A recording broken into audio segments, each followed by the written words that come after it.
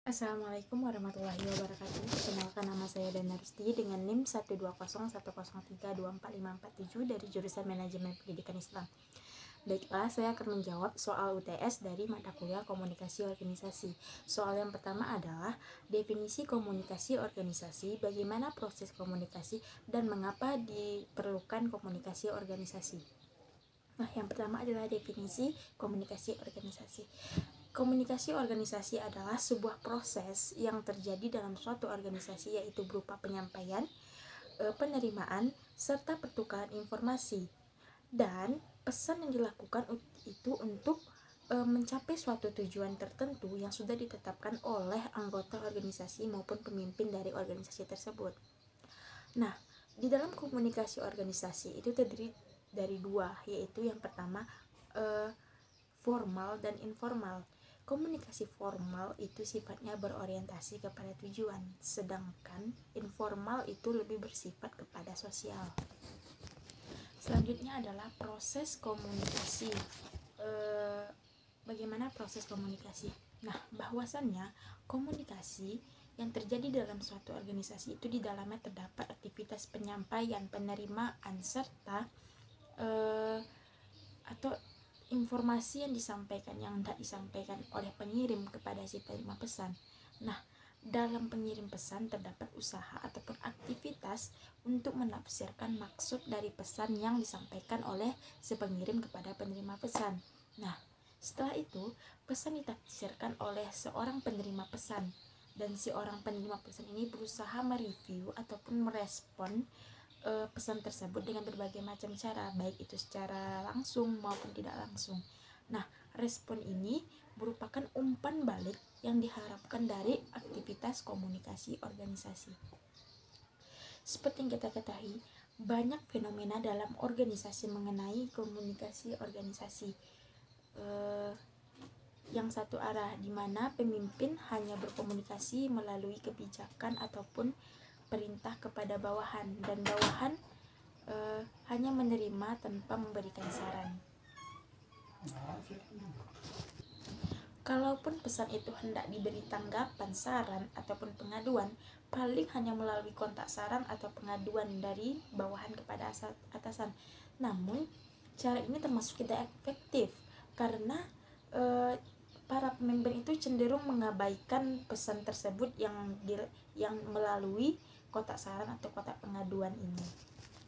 Selanjutnya, mengapa diperlukan komunikasi organisasi? Nah, peranan komunikasi dalam suatu organisasi itu sangatlah penting dan tidak dapat dipisahkan, karena komunikasi itu akan membantu terjalinnya hubungan yang baik serta koordinasi yang baik antara sesama anggota dalam organisasi, dan agar tercapainya tujuan yang baik dan tujuan yang diinginkan dari organisasi tersebut. Nah, selain itu juga komunikasi organisasi akan memberikan dampak, yaitu pada peningkatan motivasi untuk motivasi kerja dari anggota organisasi tersebut. Nah, seperti yang kita ketahui, suatu organisasi itu dapat berjalan dengan lancar apabila bagian-bagian dalam organisasi tersebut dapat berkomunikasi dengan baik, baik itu tentang tujuan, fungsi, maupun tugas dari organisasi tersebut.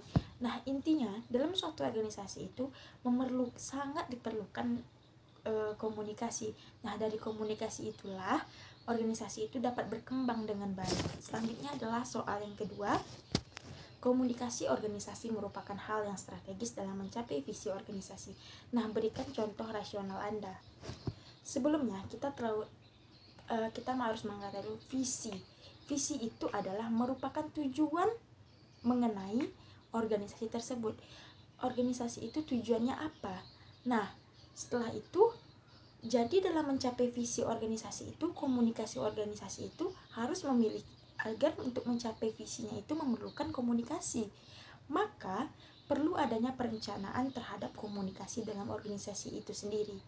Sehingga jika adanya perencanaan, tidak ada lagi terjadi kesalahan dan dalam mengkomunikasikan apa yang hendak dikomunikasikan dari atasan maupun dari atasan kepada bawahannya.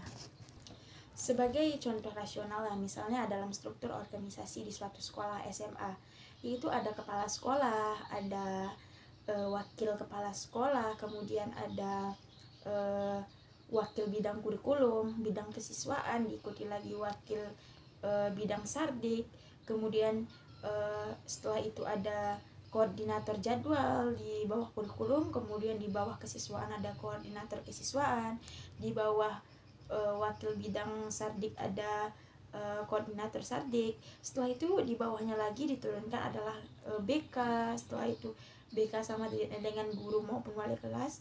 Setelah itu di bawahnya ada pembina OSIS, pengurus OSIS, dan yang terakhir baru diturunkan kepada siswa.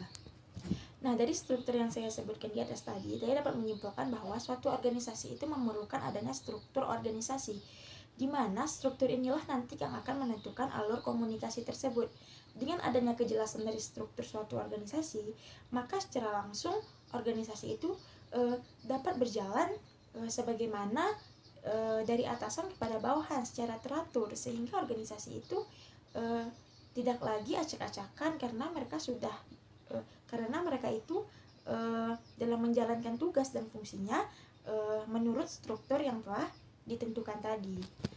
Nah, misalnya sebagai contoh, kepala sekolah membuat suatu peraturan yang telah disepakati oleh semua warga sekolah, maka kepala sekolah ini memerintahkan anggota yang berada di bawahnya seperti yaitu wakil kepala sekolah, kemudian koordinasi bidang, dan koordinasi bidang ini menyampaikan kepada pembina OSIS, dan yang terakhir pembina OSIS akan menyampaikan kepada para siswa untuk perintah yang telah dibuat itu untuk ditaati bersama. Kebijakan itu untuk ditaati bersama. Nah, dari struktur itu merupakan contoh dari alur komunikasi, yaitu dari atas ke bawah, dari kepala sekolah, dan yang terakhir itu adalah kepada siswa. Nah, mungkin sekian jawaban UTS saya. Lebih dan kurang saya mohon maaf. Wabillahi taufiq wal hidayah. Assalamualaikum warahmatullahi wabarakatuh.